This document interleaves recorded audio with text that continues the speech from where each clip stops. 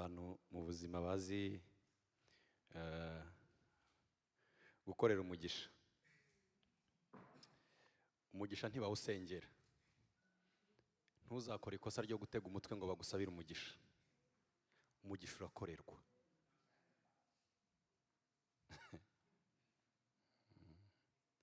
Nta mugisha basengera. Nta mugisha basengera. Urukundo rw'Imana ruri unconditional. Ariko God's blessing are conditional. But his love, urukundo rwayo ntirugira condition. Ntirugira niki mu rurimi twumva. Donc urukundo n'urw'abantu bose. Ntacyo rusaba. Nta kondisiyo. N'abamukecuru bazi kondisiyo. Ariko umugisha ugira kondisiyo. Twese turi abantu babenefisia urukundo rwayo. Ariko si twese tubenefisia umugisha wayo. Ndashimira Imana kubw'umugoroba wa nyuma kubana namwe. Ndashima Imana ije dushoboza. Hari igihe bitekereza ndimo ndataha ari n'umwanya wo kubasezera. Nkabitekereza kuva ku wa gatanu naje mu rugendo ruvunanye turara muri veye. Ejo saa 2 nari nabyutse nirirwa uku. Iri joro naryamye ni saa 7 z'ijoro. Mu gitondo saa 2 nari nabyutse. Iri ni iteraniro rya gatatu. Mu kanya ngiye kurara ijoro ngenda ntaha. Ejo nyine nshikire muri bwa buzima bwo kuwa mbere. Murabuze ubuzima bwo kuwa mbere? Ejo nkomereze muri bwa buzima bwo kuwa mbere. Nimwumva ko ari ikigozi gikomeye. Ariko nshima Imana kuko igiduha imbaraga buri munsi. Haleluya. Ndimo numva umutima wanjye wuzuye ibintu byinshi ngira ngo tuganire, kandi nditeze cyane ko tuza kunezeranwa muri uyu mugoroba. Mwami Yesu, turagushimiye kubw'uyu mugoroba. Turagushimiye ko waduhaye Yesu kiguzi abincungu. Turagushimiye ko waje kutumenyekanisha tumenya Imana. Turagushima Mwami Yesu ko waduhaye ubugingo buhoraho. Ushimwe kubw'aba bose wagiriye neza Kristo. Ureke uyu mwanya uganire n'imitima yacu mu izina rya Yesu. Mwuka wera w'Imana ushoboze twese, abahagaze n'abicaye, byose tubishobozwe nawe Mwuka wera mu izina rya Yesu. Amen. Kadusome ijambo ry'Imana hanyuma tuganire. Abaheburayo ibice 2 umurongo wa 9 turaza kugeza umurongo wa 12. Hanyuma tuganire ijambo ry'Imana. Muriteguye ko tuganira? Imana ibaho umugisha cyane. Ibice 2 turahera ku murongo wa 9 twari kugeza ku murongo wa 18, ariko turasoma imirongo mikeya. Ahubwo tubona Yesu wicishije bugufi akaba hasi y'abamarayika ho hato. Tubona ko ari we wambitswe ubwiza n'icubahiro nk'ikamba kubw'umubabaro w'urupfu yapfuye, kugira ngo kubw'ubuntu bw'Imana asogongerere abantu bose urupfu. Asogongerere abantu bose urupfu. Kuko byari bikwiriye ko Imana byose byaremewe ikabibeshaho, iyobora abana benshi mu bwiza, itunganishije rwose umugaba w'agakiza kabo kubabazwa. Kuko uweza n'abezwa bose bakomotse kuri imwe. Ico gituma ndakorwa n'isoni zo kubita bene se. Katurekeraho twongere dusome ikindi cyanditswe kiri mu Bagalatiya ibice 2 umurongo wa 20.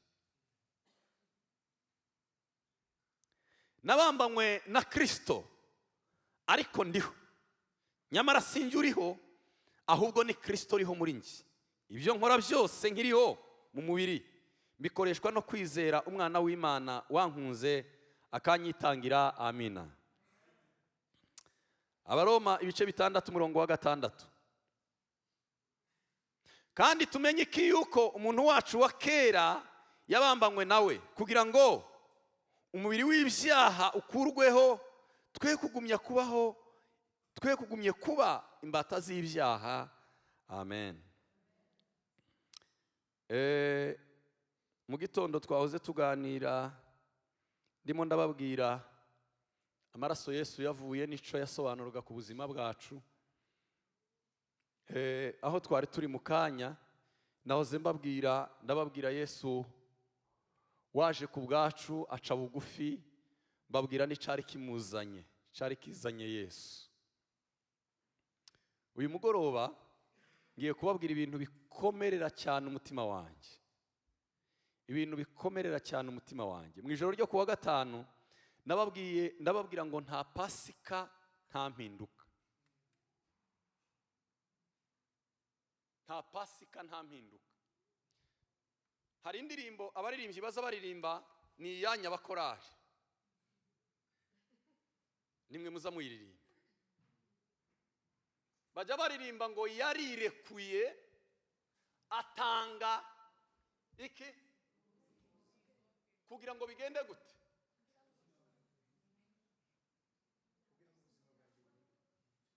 Iyo ndirimbo naho niho itangirira, ni naho niho irangirira. Ibindi tuzavyo twongeramo ni ibindi twongeramo, ariko indirimbo iravuga ngo yarirekuye atanga ubuzima bwe. Kandi impamvu yo gutanga ubuzima bwe ni ukugira ngo ubwanjye buhinduke.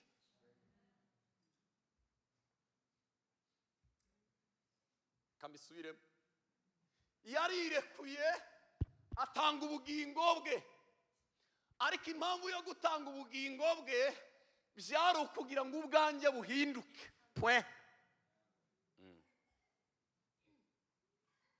Kambisubiremo bwa nyuma, yarirekuye Yesu arirekura. Nahoze mbabwira abo twari kumwe mu kanya, ndababwira ngo kuza kwa Yesu ino byamusabye kumanuka 6. Yabonye ko kubana n'Imana atari ikintu cyo kugumana, ngo yemera kumanuka, aramanuka. Camuzanye ntiyagitaye mu nzira, aramanuka. Yemera gusiga ijuru, yemera kuba umuntu, yemera kwambara ubusa, yemera kuba imbata, yemera kuba umugaragu w'imbata, yemera no gupfa, ndetse afurufurwa ibivume. Kandi byari ukugira ngo n'abafuye urwo rupfu nabo babashe gucungurwa. Ubuhemu bukomeye bubaho mu buzima, ubuhemu bwa mbere bubaho mu buzima ni ukwiyimica abandi batoguha. Yego, ubuhemu bwa mbere bubaho mu buzima ni ukwiyimica. Pastor nkubwiye ngo hari ikintu ngushakaho ukakinyima, noza nicara mvuga ngo ariko Pastor warampemukiye. Twebwe iwacu abagabo bazakwita agatoki ku kandi, siko bazabagira. Umuntu akavuga ngo nguriya mugabo yagize gute, yarahemutse.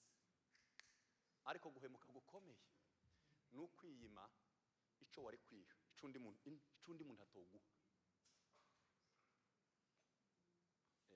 Nza mbivuga muri sanse nyinshi, nza mbikorera liste ivyo undi mugabo atazonkorera niki. Nza nkora liste kavuga ngo icundi mugabo atonkorera niki, icundi mugabo atonkorera ntiyo mfukamira, icundi mugabo atonkorera ntiyo shakira Yesu.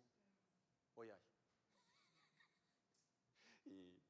iyo utabikoze uzoza ukubita agatoki ku kandi uvuge ngo ndi umuhemu narihemukiye kuko nananiwe kwihereza icundi mugabo atomba. Nubona uretse gusenga, nubona uretse gupfukama ngo usengere urugo rwawe, jya ukubita agatoki ku kandi uri bihemu warihemukiye. Nubona ntushaka Yesu ntukagira ngo hari undi mugabo abantu basigaye batanga bakavuga ngo genda uje kunshakira Yesu. Uzoza ukubita agatoki ku kandi uvuge ngo ndi umuhemu niyimye icundi muntu mu buzima atonshakira atompereza. Ejo bundi mwijoro naza mbabwira umunsi wa mugore yaje abwira abanyamudugudu, arababwira ngo bo mu mudugudu we nimuze murebo nahuye na Mesiya, kandi guhura n'uwo Mesiya si bisanzwe, uwahuye nawe ahinduka musha, ahandi mwarimuzi narahindutse ubundi musha. Ngo baramubwira ngo wa mugore we utuzaniye Yesu. Yaraciye inyuma y'umuhana gutya. Ikiza kinshimisha gikomeye cyane ni kabiri yamaze ngo amare kabiri ngo araza arababwira, baza kubwira wa mugore baramubwira ngo mada ntakiri Yesu wa wundi watubwiye, natwe twamubonye. Donc iyo utabonye Yesu wawe ngo nawe umubone warihemukiye. Tuzamura amaboko. Haleluya! Ainuriwe Yesu. Iki nico gihe ngo ushaka uwawe, apana abandi bashatse. Mubwire pasiteri ngo pasiteri warakoze ariko nanje naraye mubonye wanje. Warakoze kutubwiriza iyi minsi yose watubwira Yesu, none nari maze ibyumweru bitatu, none nanje namwiboneye.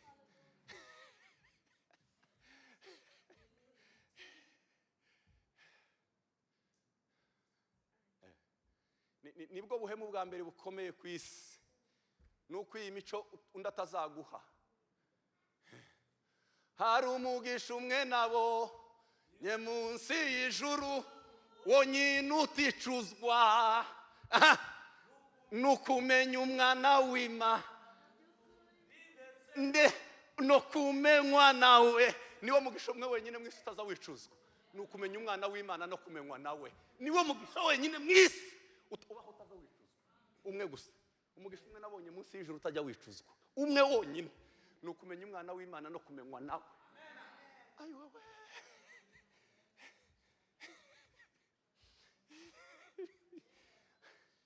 abagabo bari batunze inka, twagaza tuvuga ngo uriya mugabo agira umugisha ngo azavyaza inyana. Azavyaza afite zingahe? 100. Ziri ntazo. Ibyari umugisha byahindutse agahinda. Hari umugisha umwe nabonye munsi y'ijuru wonyine uticuzwa, nukumenya umwana w'Imana nabyukuri ndetse no kumenywa.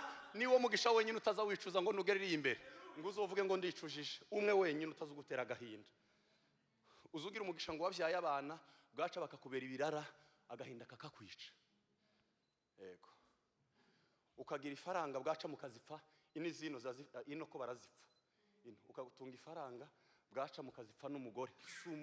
Umugisha umwe wonyine utaza wicuzwa, nukumenya umwana w'Imana, umwe wonyine gusa. Umuntu atazagera ngo nugerere imbere uzovuge ngo yonja kubimenya. Niwe gusa umwe wenyine, nukumenya umwana w'Imana ndetse no kumenywa nawe.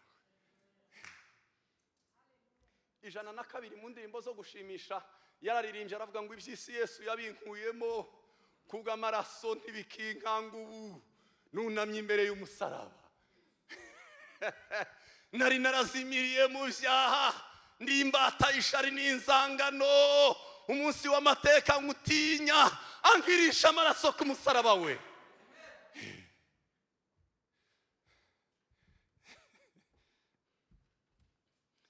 Se turi kumwe ba? Twozavuga ngo amen tukazamura ibiganza. Tuvuge cyane ngo haleluya. Tongere haleluya. Ainuliwe Yesu. Nari nazimiriye mu byaha ndimbata ishari n'inzangano, je nari mbata mu mudendezo, njyewe nari impumyi arampumura, njyewe nari intumbi maze aranzura. Nimwumva ayo mahoro Yesu yampaye. Kambabwira aya makuru kandi ntabwo ntinda mutaza kundambirwa, ariko mwumva amakuru ngiye kubabwira. Mu gitabo cy'Abaheburayo, abize teoloji mumenye uwacanditse, njyewe simuzi kuko njyewe sindiga teoloji. Wanditse igitabo cy'Abaheburayo yavuze ico Yesu yakoze agikoreye mwene muntu kugira ngo mwene muntu yongere gusubizwa ishusho y'ubumana. Ego mu Bafilipi Pawulo we yaranditse ku bice bibiri, niho naza mvuga. Yanditse arimo aravuga ukuntu Imana yemeye kwiyambura ubumana ngo ibashe kumanuka igusingire iri yepfo wabaga kugira ngo iguhereze gukiranuka. Narababwiye ngo Imana yambaye ico twari dufite kugira ngo iduhereze ico yari ifite. Twebwe twari dufite ugukiranirwa, aba ariko yambara kugira ngo iduhereze ugukiranuka kwayo. Ego ariko dore ico yakoze mwene Mana, yabigenje ate kugira ngo dusubize ubwo bwiza bw'ubumana? Byagenze gute kugira ngo mwene Mana, dore icambere yanditse mu Baheburayo yaravuze ngo yemeye kujya hasi y'abamarayika, kandi abamarayika aribo bahoraga bamuramya. Ariko aravuga ngo kugira ngo uzosingire mwene muntu, reka mbanze manuke hasi y'abamarayika. Niko twasomye mu Baheburayo. Ni bitanu gusa nibyo ndi buvuge.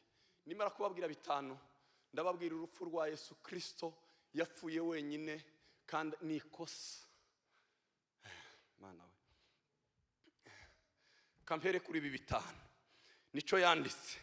Aravuga ngo icambere mwene Mana yakoze kugira ngo abashe aguhereze ukuboko kubwire ngo ngwinube mwene Mana, byamusabye ngo kujya hasi y'abamarayika. Abamarayika bakaza baza kumusutena, kumuhereza imbaraga, ariko yarabaga hejuru yabo. Ngo aravuga ngo reka nje hasi y'abamarayika, nubwo aribo bahora bandamye, ariko ndajya hasi y'abamarayika kugira ngo umuntu mbashe kongera kumukurura, muzane mugeze aho Imana ishaka. Icya kabiri yemeye kubabazwa, ari Imana ishobora byose. Abo waremye barakubabaje, abo yaremye bamugira ububasha bakazabamo ari we wabaremye. Ibyo yiremeye wenyine bakaza bafata bya bindi twaza tuvuga mu gitondo. Toka ninde wabaremye? We muza ko muragira ngo yaza ashaka iki? Bamugizeho imbaraga, ari Imana ishobora byose. Aravuga ngo Yesaya yaranditse ngo yabashe kuba hambo, niki yabashe koroha ngo amera nk'intama bajyanye kubaga. Siko birivuga ngo amera nk'intama yari ijyanye mu ibagiro, acecekera imbere ngo bayike y'intama, ukuntu izicecekera imbere y'ababayike mu rubwoya, niko nawe yari ameze. Kandi abo bamugizeho ubwo bubasha nabo yaremye.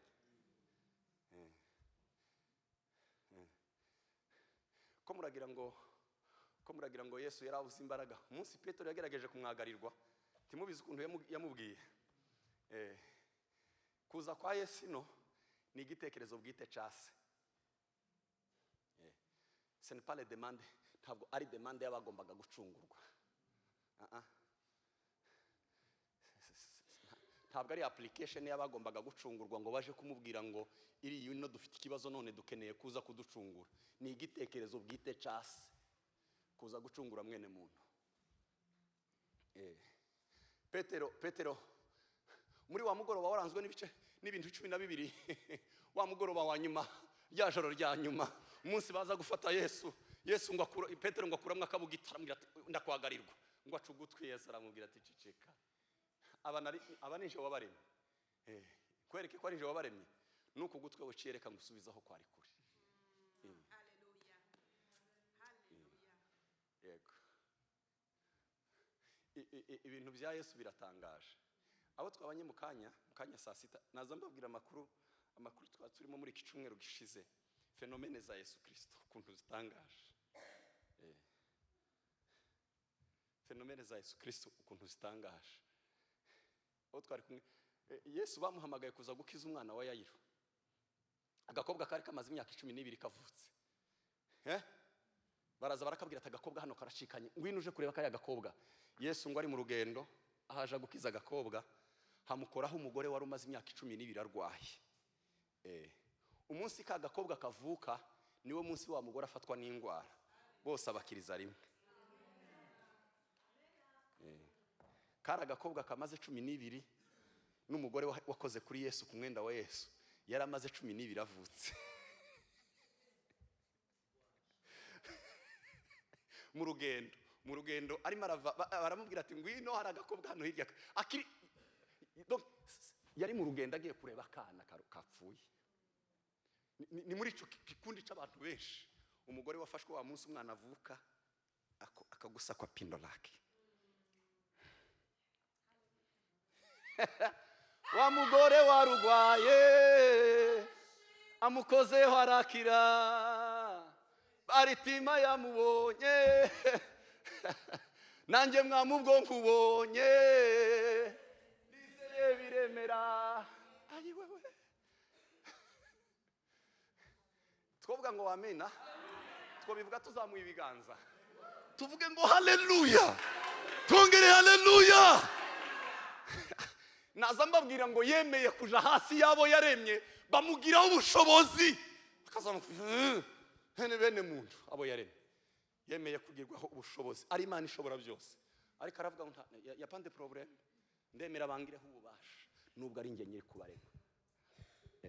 Ntitwarebye Yesu mbere yuko azi nico yari cyo. Hari umuririmbyi w'indirimbo zo mu gushimisha yatangiye aha yabaza umunsi atangira mu ivuka rye, arabaza ngo uyu mwana w'uruhinja ninde wavutse. Siko yatangiye abaza ngo amare wenyine ngo yamayongera arasubiza ngo numuremyi w'isi yose ngo niwe wahindutse kuba mutoya. Uwo muririmbyi niko yabashije, arongera mubona yambaye ikamba ry'amaho, arabaza ngo uyu ninde ukubitwa cyane, uyu ninde urimo kubabazwa, ngo arangize wenyine wa muririmbyi yamayongera arasubiza.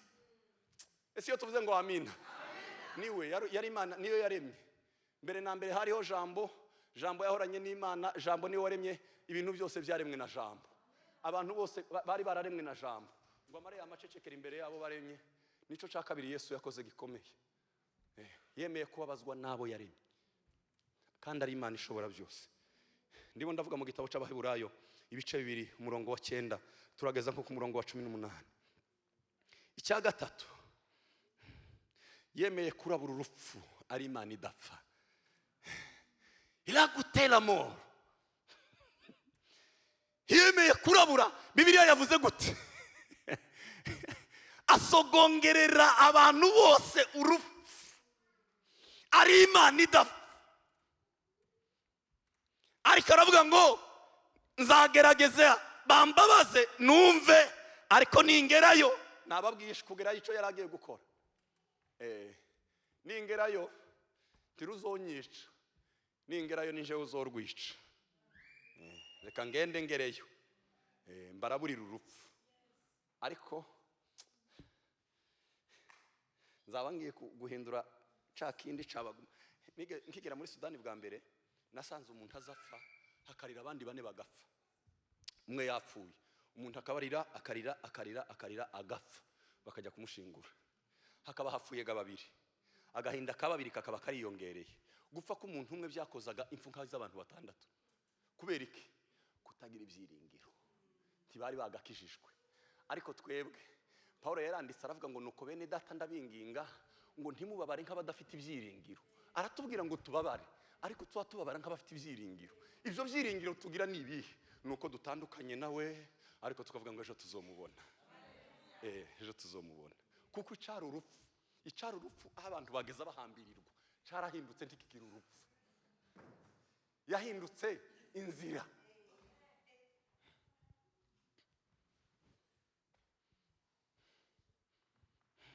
Ico ca gatatu, yemeye gusogongera urupfu. Cya kane, ko ndihuta. Cya kane, yatwise abavandimwe kandi ari wowe waturemye. Aravuga ngo mwebwe muri abavandimwe, ntabwo nkibita ntimuri abagaragu, ahubwo muri abavandimwe. Nico yanditse naza mbabwira, aravuga ngo uko abavandimwe, uko abana bahuje amaraso n'abavyeyi babo, namwe niko duhuje amaraso namwe. Muri ba petit frère, je ndi grand frère, namwe muri ba petit frère. kandi dusangiye amaraso. Iyo ndi kwigisha ku kiriyo za nkunda kubwira bene wacu n'abandi benshi bapfushije, turimo twibaza ngo nukubera iki abantu baza bapfa, kubera iki abantu baza bapfa. Impamvu dupfa nuko dufite umurage utabora twa Imana yadusezeranyije, umurage utabora. Kandi kugira ngo tubone uwo murage utabora nuko tubanza kwambura ibibora, kuko ibibora ntivyaragwa ibitabora. Umurage Imana itubikiye ni utabora, ariko iki twambaye ni ikibora. Bijya bidusaba kuzobanza kwiyambura iki kibora kugira ngo tuzajye guhabwa umurage w'ibitabora twambaye ibitabora. Mana we, ntibyo ukunda ko umurage Yesu yadusigiye tuzawakira tukicambaye ibibora. Biradusaba kuzabanza gukuraho ibi bibora tukambara ibitabora, noneho tukazahabwa umurage w'ibitabora, natwe turi abatabora.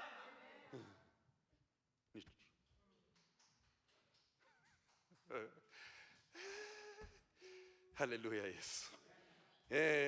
Twise abavandimwe, aduhinduka abaraganwa nawe. Ca gatanu yemeye ko duhuza nawe umwuka. Imana umwuka yemera kuba umubiri. Imana umwuka ariko iravuga ngo ndemera kuba umubiri. Impamvu yemeye kwambara umubiri, ntabwo byashobokaga ko Imana yambara umubiri. Ubundi Imana na shitani ni umwuka. Imana na shitani ni umwuka.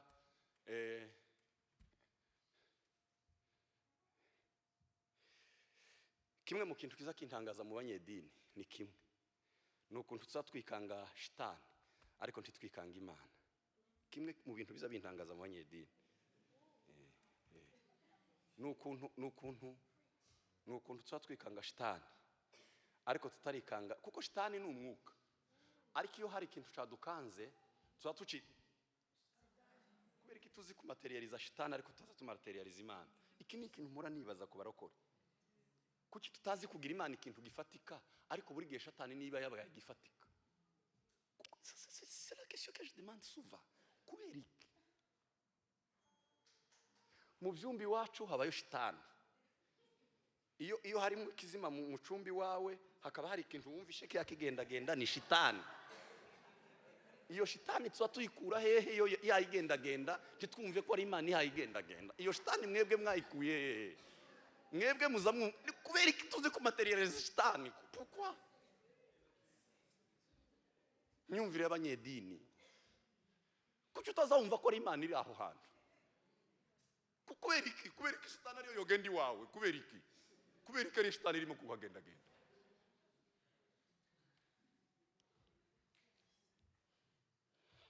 Ariko mu cumbi wawe haba igicaniro, kuko haramutse hari igicaniro shitani ntiyohagenda.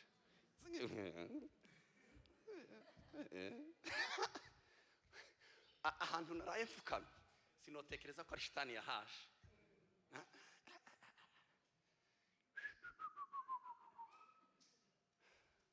Kubera iki ari shitani? Kuki twumva ko Imana iyo yogendagenda? Ko bomba ari umwuka, none shitani iyo yavuye kiri kuki tuzi kumva shitani? Ariko iyo Mana y'umwuka ntaho twigeze kubona shitani yambaye umubiri, ariko Imana twayibona ibana natwe yambara umubiri.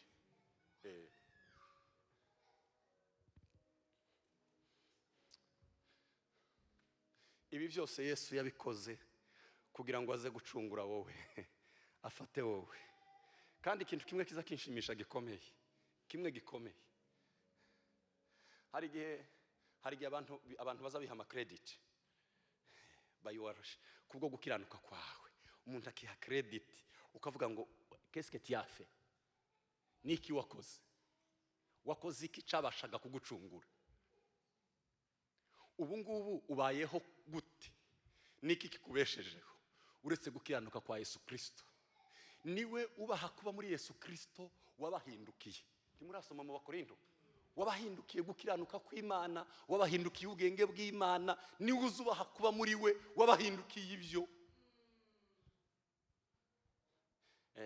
Twebwe twiha credit tuzi kwiha amanota.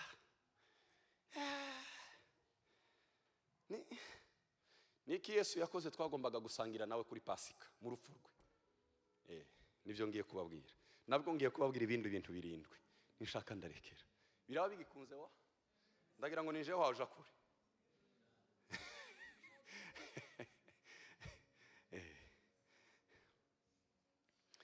Reka nze kubabwira ibi bintu bimvemo. Niki Yesu yagombaga gukora natwe twari gukora. Pasika iziba successful iyo twasangiye na Yesu urugendo rw'umusaraba. Kamisubiremo. Pasika ihinduka ingenzi ku buzima bwanjye, igihinduka ingenzi ku buzima bwawe iyo wasangiye na Yesu urugendo rw'umusaraba, urugendo rw'urupfu, iyo warujyanyemo na Yesu. Pasika igahinduka ubusa iyo umurimo twawurekeye Yesu wenyine. Ndabisobanura neza muri Bibiliya. Yego. Igihinduka ingenzi iyo mu rugendo Yesu yagiye rw'umubabaro kugeza ku butsinzi, iyo twemeye kurugendanamo nawe. Ariko iyo nahagaze nkavuga ngo reka Yesu agende wenyine, nico taco Pasika imaze, taco kuzogeza umunsi uzemera kugenda nawe muri uru rugendo. Ndababwira ibintu birindwi tugomba kugendanamo na Yesu. Yego. Ibintu birindwi tugomba kugendanamo na Yesu. Icambere ni ukwemera gupfana nawe. Yego. Abanyedini twararese Yesu apfa wenyine. Kwemera gupfana nawe. Yego. Pasika izigira akamaro iyo atari Yesu wenyine wapfuye. Noneho bigenze gute natwe dupfe? Aya makuru ko abaye ikindi kibazo. Ntabwo bizakunda. Umva icyo Bibiliya ivuga. Bibiliya iravuga gute mu Bagalatiya? Haravuga ngo nabambanywe nawe. Niwe wenyine wabambwe. Kubera ko twaretse Yesu abambwa wenyine. Voilà. Naho rero urubanza ruzarutangirira. Biza bitangira mu kureka Yesu akabambwa wenyine.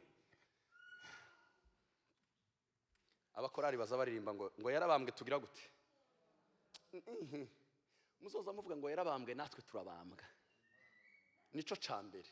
Nabambanywe nawe.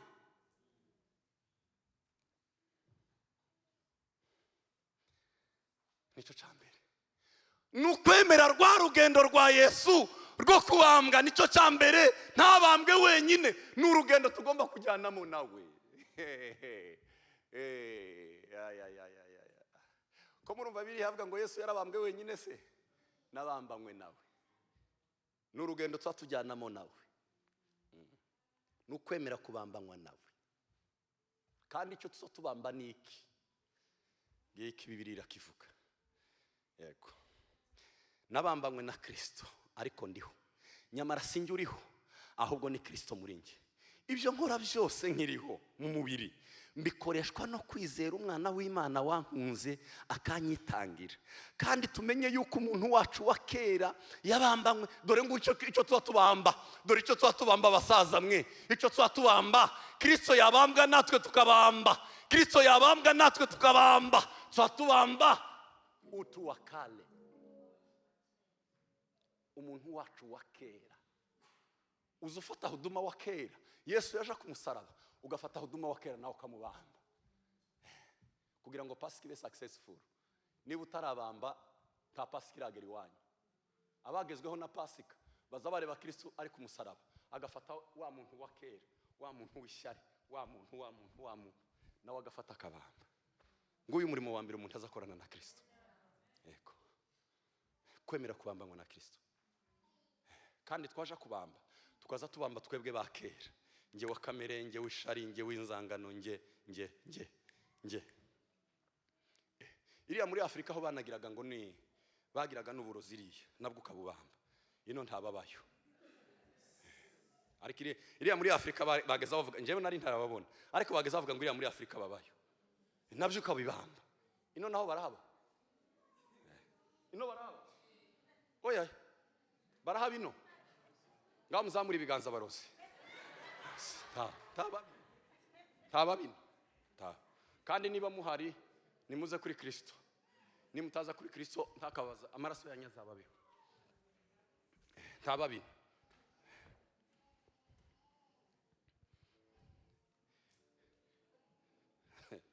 Ese twavuga ngo amina? Twavuga tuzamuye ibiganza?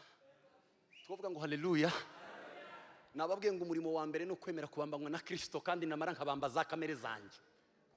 Niyo Pasika ni ukubamba Kristo yabambwa nawe ukabamba kamere. Icyakabiri ni ukwemera gupfana nawe. Yapfuye ku musaraba, amaze kuva ku musaraba arapfa. Umva icyo birivuga. Urwo rupfu yapfuye yarupfuye rimwe risa kubw'ibyaha, ariko ubwo ariho kubw'Imana.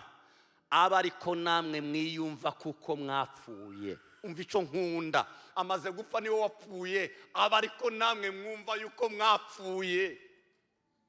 Kubera iki twaretse Yesu arapfa? Twebwe turacahangaraye. Umuntu araca amavuga ngo twebwe. Wowe nturapfa? Wowe nturapfa?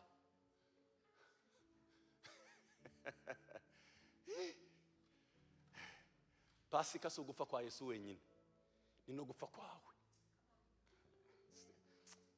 Sinzi niba ndi kuvuga ibintu murimo kumva.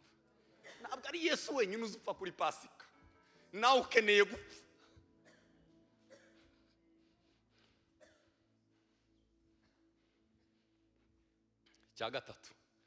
Icya gatatu nkunda Bibiliya ni uguhambanywa nawe. Guhambwa, avuye ku musaraba arapfuye, ubwo amaze gupfa akeneye guhambwa, kandi ni njyewe ubambanywa nawe, ni njyewe upfana nawe, ni njyewe uhambanywa nawe. Cya gatatu, kwemera guhambanywa na Kristo. Abaroma ibice 6:4 haravuga ngo kubw'umubatizo twahambanywe nawe. Kubw'umubatizo twahambanywe nawe. Nanjye narahambwe. Yo, ningaruka nzobigisha amahame yo gukura. Amahame yo gukura agera muri 5 muri Luka ibice 2:52. Ariko ni munyitabe ngo amen. Twongere kandi haleluya. Ese mwebwe mwari mwagerageza kureba umugondoro uri kumena ubutaka? Abantu abakuri ino ntibaza umugondoro. Mwebwe mwari mwagerageza kureba umugondoro basaza? Mwabonye umugondoro? Ese imbaraga uriya mugondoro ugira imbaraga zingana gute zimena ubutaka? Nta wabimenya. Ikintu kitazwi n'abasaza muhebe. Wewe mugikomeye hari uwigeze gukubita inguma ubutaka ngo ubutaka bumuhinzira? None ni gute ubutaka buzobisa umugondoro? Ibyo tuzobimenya. Ukuntu ubutaka buza bubisa bukabisa umugondoro uri very soft.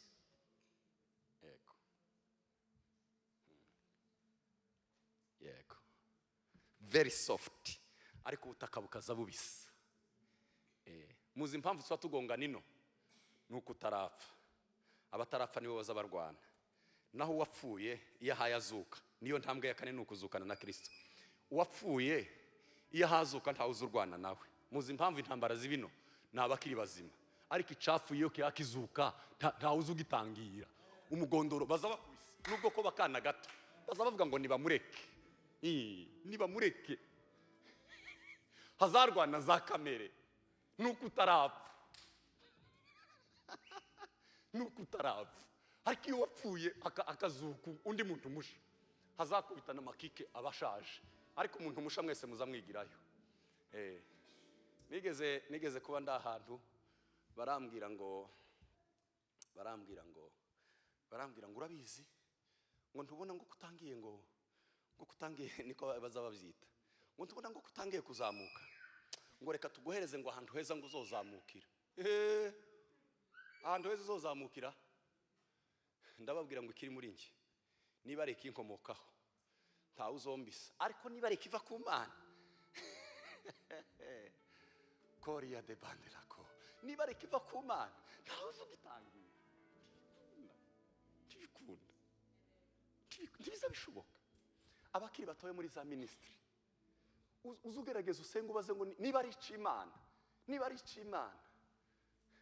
Ntibizogusaba igihe cyawe cyo gufata microphone kirahari, niba uzi kuririmba bikaba uyu munsi utafata microphone, genda. Ari umuvandimwe wanjye uri hano, niba ashobora kuba yagiye. Hari umuvandimwe twabanaga, Dani yatashe, arasohotse. Natangiye kujya kuvuga ubutumwa muri 2011. Madamu we warahari. Dani twabanye imyaka myinshi cyane. Abasore bose twabanye mu nzu bari bafite ingorane zo gusura n'imiryango, bose bahuye n'imiryango yabo. Twabanaga na Dani, nanjye twabanaga na Mandela ari muri Australia, twabanaga na Ngabire ari iwe nuko ntarugo afite ariko nawe ari hariya hirya, twabanaga na Murambya ari i Burayi. Sigaye umuntu umwe wonyine turi gusengera, ariko abandi bose Imana yatugiriye neza. Noneho icyo nari ngiye kubabwira niki, muri 2011 mfite imyaka mikeya ntangira kujya kubwiriza. Mbera muri 2011, 2012, 2013, na 4, na 5, na 6, ngo bigere muri 2019. Abantu bose ndagira abasaza nza mbona bakambwira ngo tuzatureba, bamwe baroho bakambaza ngo se njewe sinza mbabona. Ntibiramara imyaka 5. Mbabwire Imana isigira igihe cyo gutegura umuntu ukamara igihe namaze imyaka igera mu 8 taratangira kubwiriza, kandi nzanja mu bihugu taragaragara ku gatuti. 2011 nari umuvuga butumwa uzugenda kubwiriza mu bihugu, ariko nahagaze ku gatuti ngo mumenye ko hari umuntu uzubwiriza. Muri 2019 ejo bundi muri covid yenda kuba, ejo bundi 18 19. Uzi iyo myaka aho nari nyimaze. Ariko umuntu ari mukubwira gutya ngo kero ugiye kwaka mikoro, itonde bwana, tembea pole pole, acha ngo kera ngo bagwe mikoro wa ito, hari igihe Imana izibanza ikagukanda ikagutegura. Ya mashagaga bya bindi kemera gupfa bakagushyirira bigashira. Iyo uhagurutse ndaho uzi gutanga ntibikunda, uri nk'umugondoro biyabaza babisi. Hari amasomo dukeneye kwiga. Ndeba urubyiruko rwacu nkabareba ubu ngubu basigaye iyo bagiye kwa kapasitere microphone nzana amangira nkurumeza. Vugayi wawe kapasitere mikoro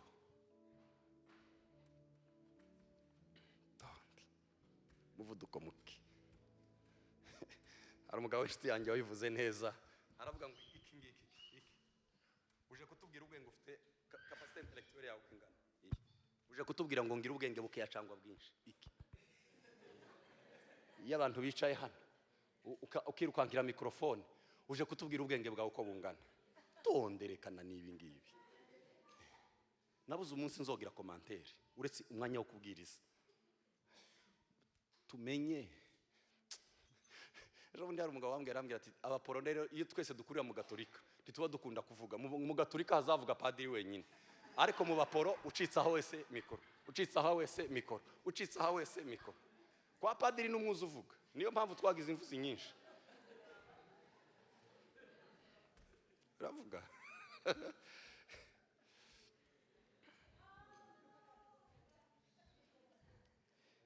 twavuga ngo amina. Nahoze mbabwira icyakangahe, tugiye ku cya gatanu. Cya gatanu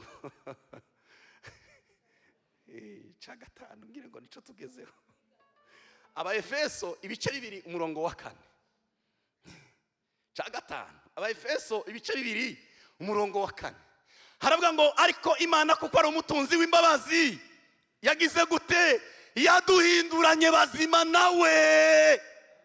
Yego Yesu amaze guca muri urwo rufu arazuka, yabaye muzima. Ngo amare kuba muzima kiyaba muzima wenyine, yaduhinduranye bazima na Kristo.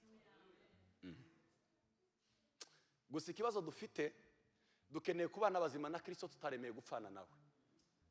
Semvuze gute? Dukeneye kubaho bazima muri Kristo ariko tutaremeye kujana nawe mu rupfu. Ariko kama wumva ukeneye kuba muzima ngo tubane bazima na Kristo, ariko wakureba neza ugasanga uracari mutaraga. Pasika n'urugendo tugendanamo nawe. Mureke kureka Yesu ngo apfe wenyine. Emera kugendana na Yesu muri urwo rugendo. Natwe dukeneye kubamba za kamere, dukeneye gupfa, hagafa umuntu wacu wa kera, kubw'umubatizo tugahambanywa nawe, tukazukana nawe, tukabanaho bazima nawe. Umva icya gatandatu nkunda cyane, ngiye gusoza, shaka ndasoza. Umva icya gatandatu, icya gatandatu, kuko mwahambanywe nawe mu mubatizo, kandi no mwazuranywe na, umva, mwazuranywe nawe kubwo kwizera imbaraga z'Imana yamuzuye mu bapfuye, namwe mwazuranywe nawe murazuka. Yesu, iyo Yesu ataheze mu mva, nabemeye gupfana nabo ntibazabemera kugumana nawe, ntibazaguma mu mva, bazabazuka. Ariko icya karindwi gikomeye, abo ngabo bemeye kujyana na Yesu muri urwo rugendo, umva ico Bibiliya ivuga. Azamutse mu ijuru ntibasigaye ino. Yego. Nuko ituzurana nawe, itwicaranya nawe mu ijuru. Oya ye, ntabwo bigeze baguma ino, bicaranye n'Imana mu ijuru.